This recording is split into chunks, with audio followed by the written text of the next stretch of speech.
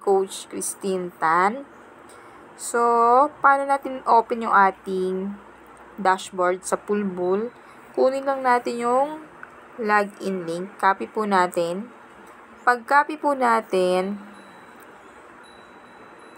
di ba po may nakalagay na login link? Ito po kasi, etong login link, ayan. Kung nakikita nyo po yan, ito po. Etong login link.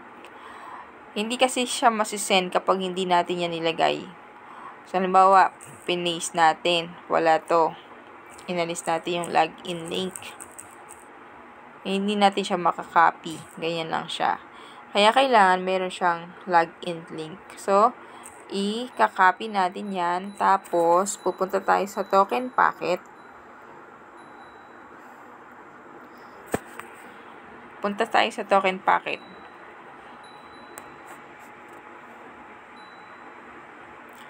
Tapos po, punta tayo sa discover.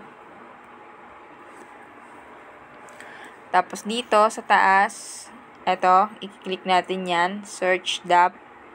I-paste natin yung login link.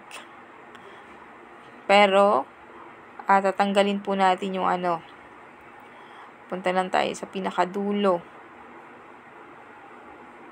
Ayan, itong dulo, ito. Ayan. Alisin natin yan. Pag naalis na natin, click natin to. Tapos, continue. Tapos, click connect. Tapos, ayan na po. Ito na po yung dashboard mo.